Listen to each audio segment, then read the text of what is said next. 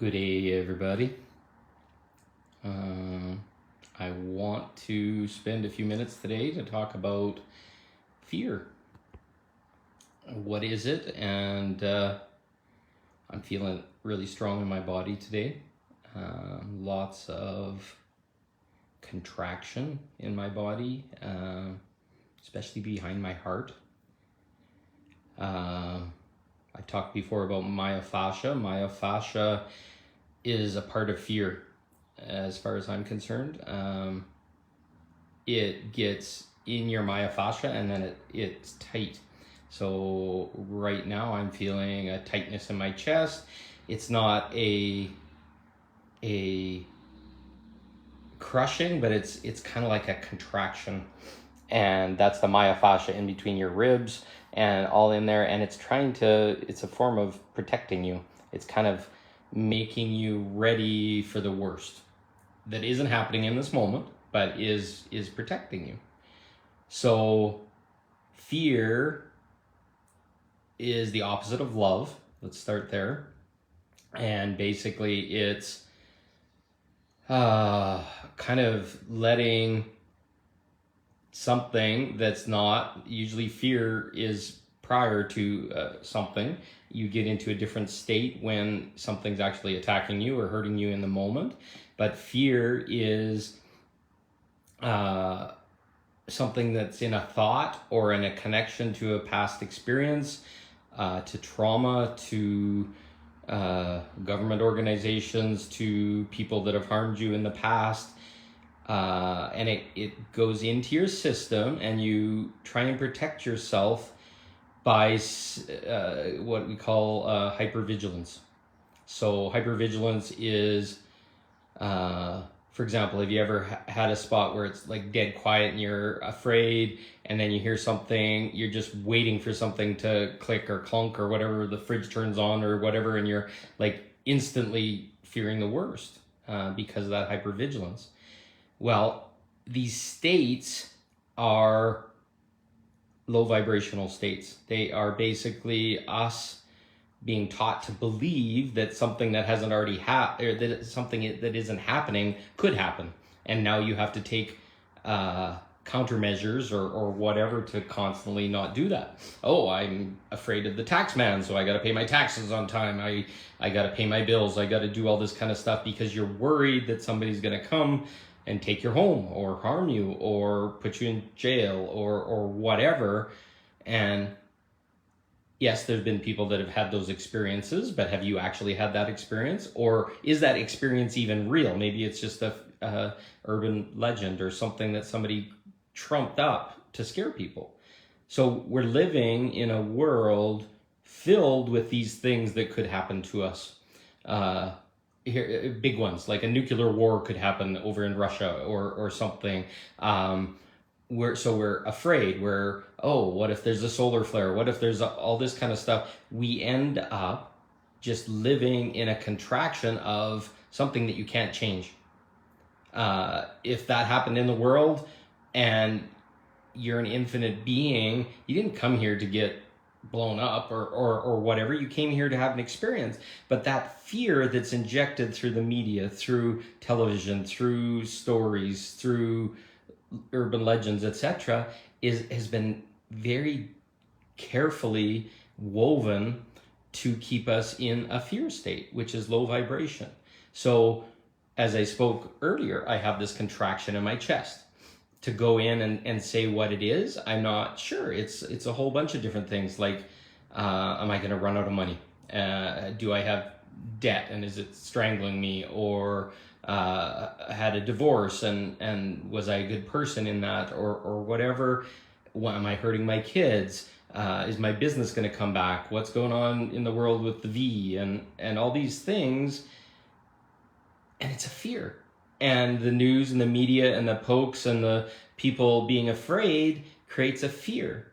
And that fear can be fed off. It keeps us at a low vibration so we can be attached to. And it doesn't really serve us. It just keeps us in a high state of constant hypervigilance and awareness. And it creates cortisol in our system, which is very harmful to our body. And it makes us gain weight. And it makes pain in our joints and muscles. And this fear is used, and it's constantly injected through all these different places, watching the news, watching commercials, watching stuff in social media. That just goes in to get us into a state of contraction, which isn't high vibration. So we're working through the process of ascending or awakening, and we've been blitzed by all these different energies and stories and fears, and we can go on forever on the list, but it's being used to control.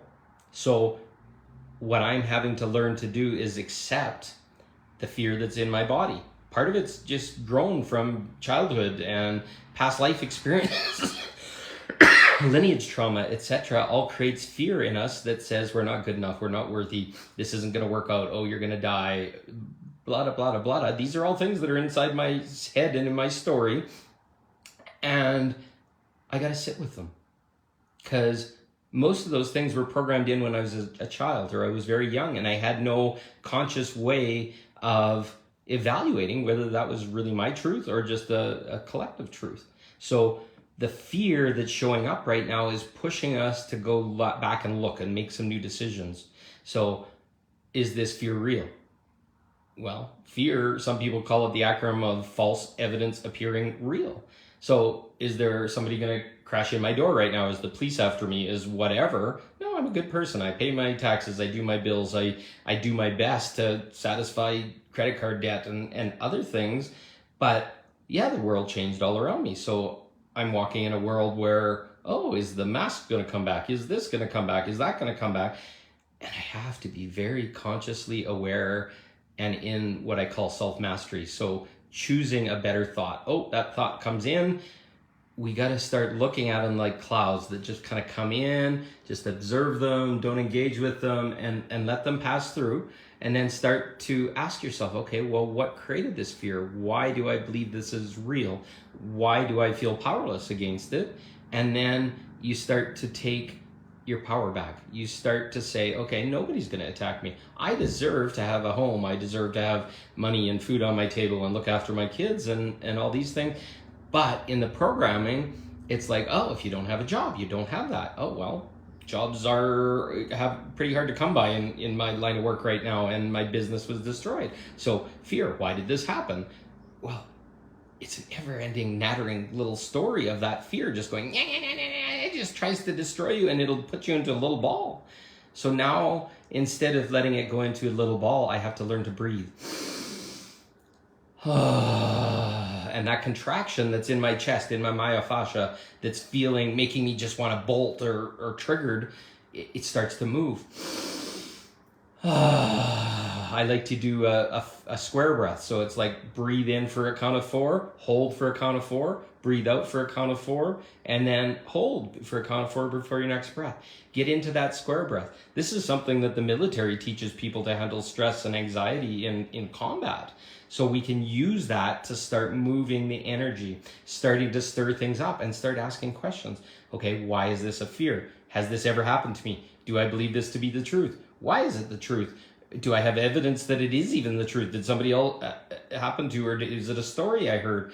And then start going into it. Once we start beginning to really realize that we're infinite beings, this is just the story we're in this lifetime to try and get us to wake up, to move through, to get a better perspective, to change old programming.